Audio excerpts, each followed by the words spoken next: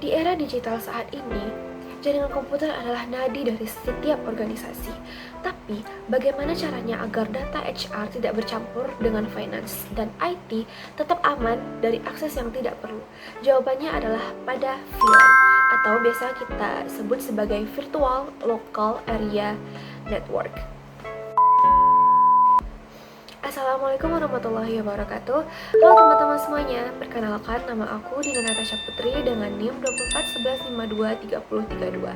Video ini adalah bagian dari tugas dari jurusan aku, yaitu Sistem Informasi dengan mata kuliah Jaringan dan Komunikasi Data, yang akan mengajak kita memahami VLAN dari dasar hingga implementasi nyata.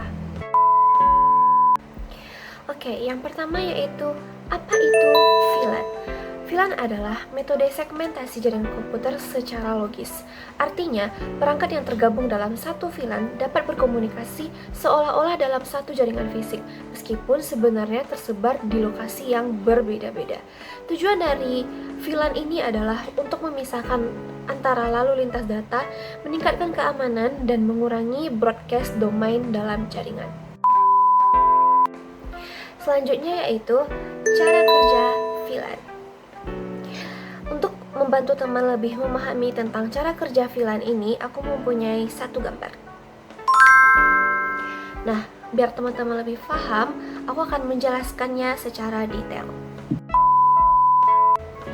Diagram ini menunjukkan bagaimana teknologi VLAN atau Virtual Local Area Network bekerja dalam sebuah jaringan komputer.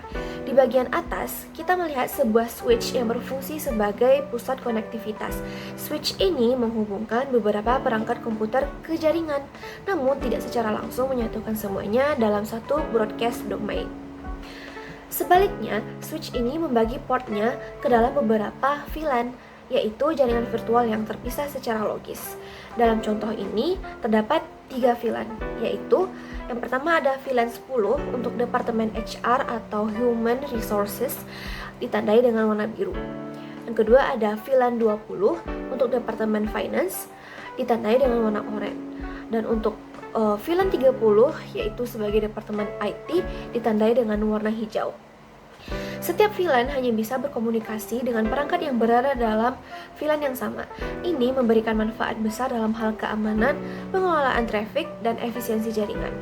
Namun, jika perangkat dari VLAN yang berbeda ingin saling berkomunikasi, maka dibutuhkan perangkat tambahan, yaitu router layer 3 yang ditampilkan di bagian bawah diagram. Router ini memungkinkan inter-VLAN routing, yaitu proses komunikasi antar VLAN yang berbeda melalui pengaturan IP dan routing yang tepat. Ada dua arah dalam diagram menunjukkan alur komunikasi antar VLAN yang difasilitasi oleh router. Dengan cara ini, meskipun perangkat berada dalam jaringan terpisah secara logis, mereka tetap bisa saling bertukar dan secara aman. Mereka bisa bertukar data secara aman dan terkontrol.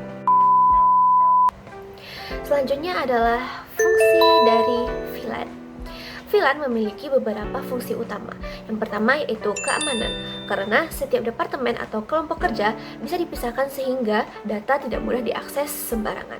Yang kedua yaitu efisiensi, yaitu dengan mengurangi broadcast traffic dan membatasi area penyebaran paket. Yang ketiga yaitu manajemen, karena jaringan besar bisa dibagi berdasarkan fungsi, lokasi, atau departemen. Yang keempat yaitu fleksibilitas, karena perangkat bisa dipindahkan ke VLAN lain tanpa harus mengubah kabel fisik. Selanjutnya yaitu jenis-jenis VLAN. Berikut adalah jenis-jenis VLAN yang umum digunakan. Yang pertama yaitu ada default VLAN.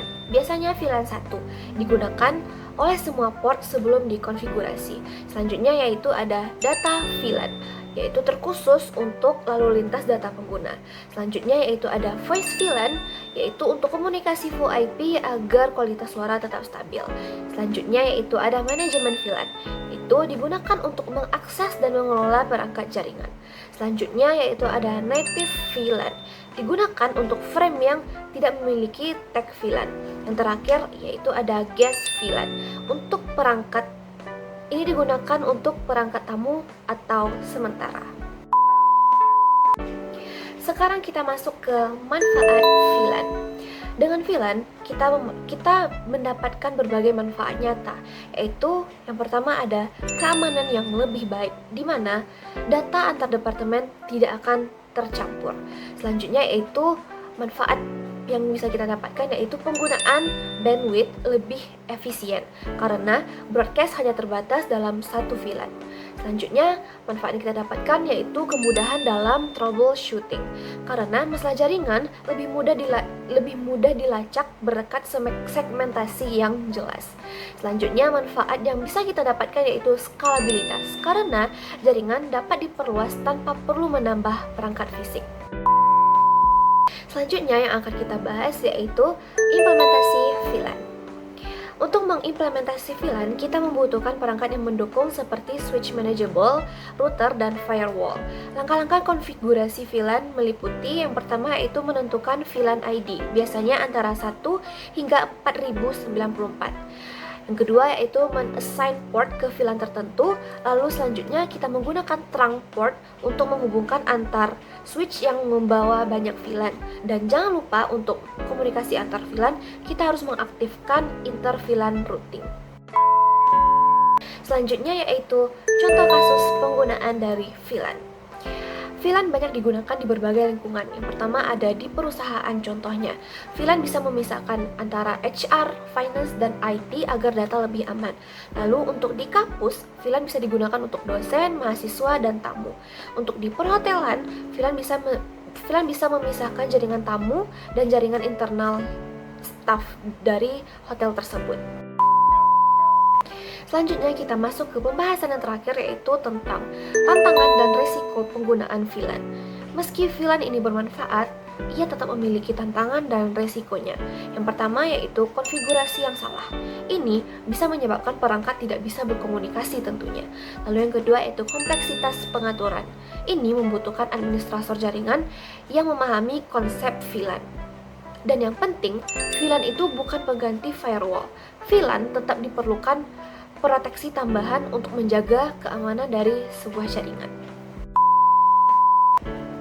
Demikian penjelasan lengkap dari aku tentang VLAN. Semoga video ini membantu teman-teman memahami bagaimana VLAN bekerja dan mengapa teknologi ini sangat penting dalam dunia jaringan komputer modern. Thank you for watching and assalamualaikum warahmatullahi wabarakatuh.